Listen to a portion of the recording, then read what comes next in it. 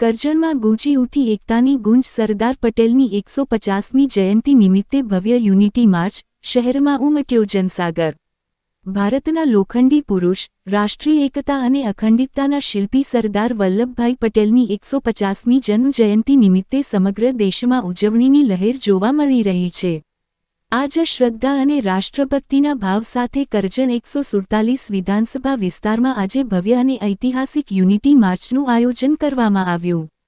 નવાબજાર વિસ્તારના જલારામ નગરથી પદયાત્રાની શરૂઆત થતાં જ આખું કરજણ દેશભક્તિના સૂરોમાં રંગાઈ ગયું।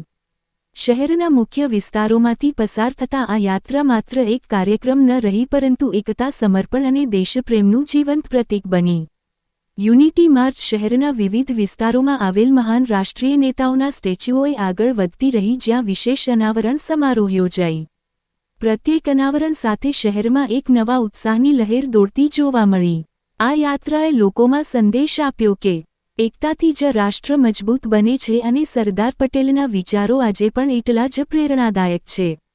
સાંસ્કૃતિક નાદ, વંદે માતરમના નારા અને રાષ્ટ્રગૌરવની ભાવનાઓ સાથે યાત્રા જુનાબજાર ધાવડ ચોકડી ખાતે સમાપ્ત થઈ।